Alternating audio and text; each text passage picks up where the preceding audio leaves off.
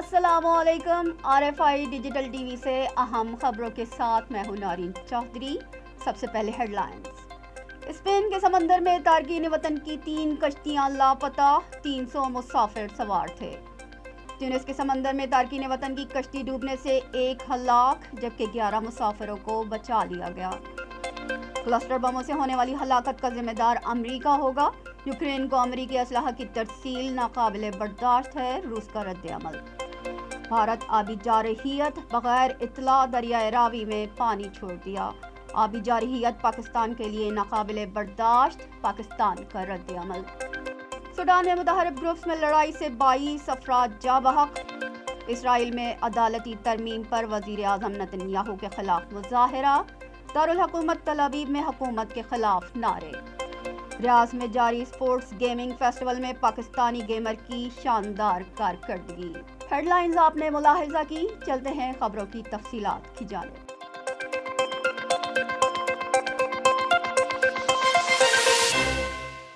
गवादर बंदरगाह की maintenance dredging का आगाज कर दिया गया।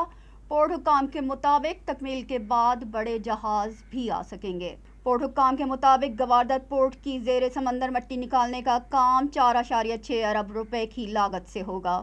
पोर्ट हुकाम का कहना है कि गुज़िश्ता हुकूमत के दौर में 4 साल तक ड्रेजिंग नहीं की गई।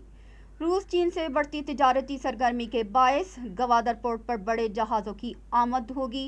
गवादर पोर्ट से चाहबार की बंदरगाह तक मर्चेंट शिप्स की आमदोरफ्त में भी इजाफा होगा। ड्रेजिंग का काम 1 साल में मुकम्मल होगा, जिससे बड़े जहाज भी बआसानी गवादर बंदरगाह पर लंगर अंदाज हो सकेंगे। स्पेन के समंदर में तारकीन वतन की 3 कश्तियां लापता।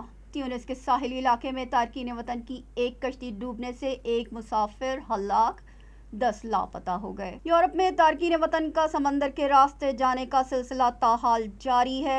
स्पेन के कनेरी जज़ायर के करीब 3 कश्तियां डूब गईं, जिसमें सवार 300 अफराद की तलाश जारी है। कोस्ट हुकाम के मुताबिक 15 रोज़ कबल सेनेगाल से 110 तारकीन वतन को लेकर 2 कश्तियां रवाना हुई थीं और 27 जून को रवाना होने वाली तीसरी कश्ती में 200 तारकीन वतन सवार थे। तीनों कश्तियां गहरे समंदर में डूब गई हैं। ट्यूनिस के समंदर में डूबने वाली कश्ती में 22 तारकीन वतन सवार थे।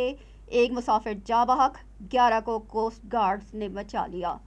10 लापता मुसाफिरों की तलाश ताहाल जारी है। भारत की आबी जारहियत जारी। भारत ने दरियाए रावी में 1,85,000 क्यूसेक पानी छोड़ दिया। PDM ने दरियाए रावी में इंतहाई ऊंचे दर्जे के सैलाब का अलर्ट जारी कर दिया।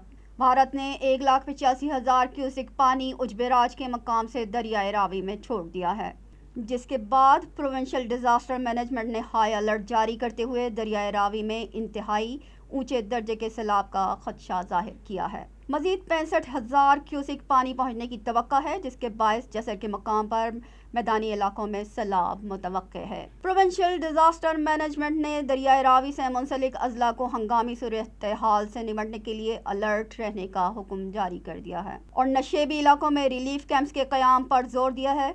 रेस्क्यू और रिलीफ ऑपरेशन टीमें मशीनरी के साथ हाई अलर्ट कर दी गई हैं। PDMA के मुताबिक भारत ने गुज़िश्ता साल बगैर मुतला किए भी 1,73,000 क्यूसेक पानी छोड़ा था और इस पानी का तकरीबन 1/3 यानी 60,000 क्यूसेक पानी जसर तक पहुंचा था।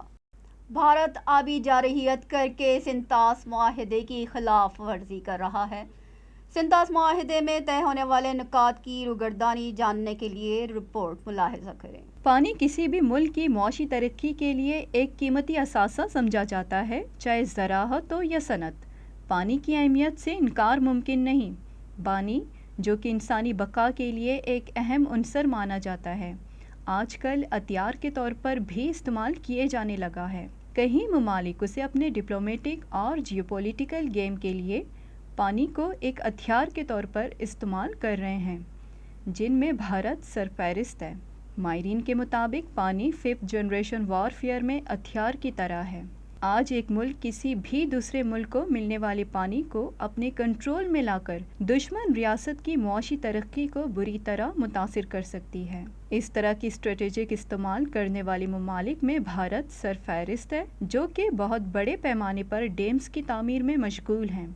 ان ڈیمز کی مدد سے انڈیا لاکھوں لیٹر پانی، جس پر پاکستان کا بھی حق ہے، اپنے پاس اسٹور کر لینا چاہتا ہے، جس سے پاکستان کو ملنے والے پانی میں نمایاں کمی واقع ہو رہی ہے اور اس کا اثر پاکستان کی معیشت پر پڑ رہا ہے۔ دوسری جانب انڈیا جب چاہے ڈیمز میں ذخیرہ شدہ لاکھوں بیرل اسٹور جمع شدہ پانی کو دریاؤں میں چھوڑ کر اپنے قریب ملک یعنی پاکستان میں سیلابی صورتحال پیدا کر سکتا ہے۔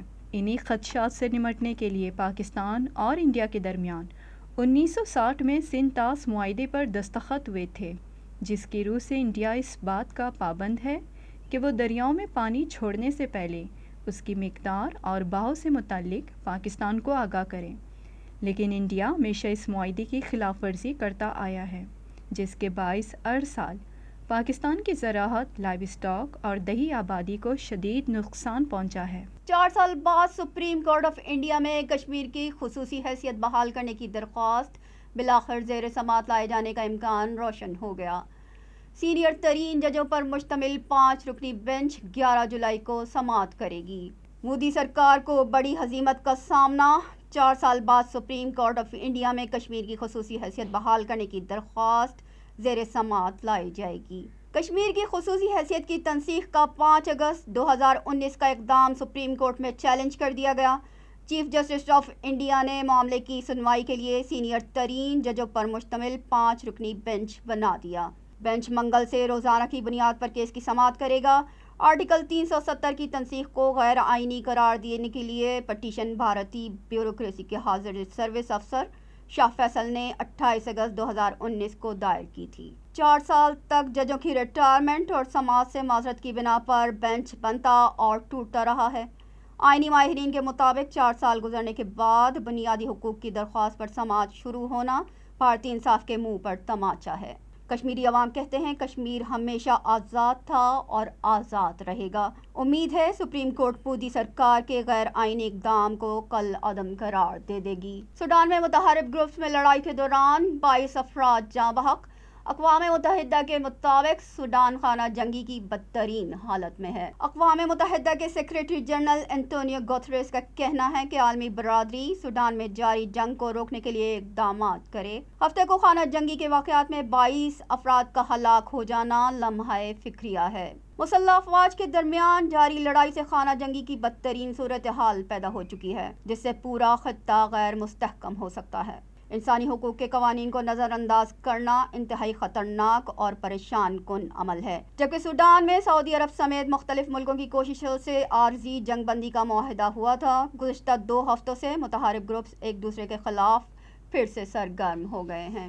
اسرائیل میں عدالتی نظام میں ترمیم کے خلاف احتجاج جاری ہے۔ مظاہرین کا مطالبہ ہے کہ حکومت عدالتی ترمیم ختم کرے۔ دارالحکومت تل ابیب سمیت مختلف شہروں میں نتن یاہو حکومت کے خلاف مظاہرہ کیا گیا۔ مظاہرین کا کہنا تھا کہ حکومت عدالتی نظام کی ترمیمی بل کو واپس لے۔ حکومت کے بے پناہ اختیارات سے نتن یاہو کی آمریت قائم ہو جائے گی، جسے برداشت نہیں کیا جا سکتا۔ نظام انصاف کو پس پش ڈال کر حکومت نے عدالتی نظام میں ترمیم کی تھی۔ نتن یاہو الٹرا آرتھوڈاکس یہودیوں اور دائیں بازو کی حمایت سے دوبارہ وزیر اعظم بننے کے بعد لامحدود اختیارات چاہتے ہیں، جبکہ اسرائیلی کابینہ نے فلسطینی اتھارٹی کے خلاف مزید اقدامات اٹھانے کا فیصلہ کیا ہے۔ کابینہ کے مطابق فلسطینی علاقوں میں ہونے والی تعمیری کام کو روکا جائے گا۔ فلسطینی اتھارٹی کے تباہ حال علاقوں میں تعمیری کام کرنے کی اجازت نہیں دی جائے گی۔ وقت ہوا ہے بریک کا، بریک کے بعد دوبارہ حاضر ہوتے ہیں۔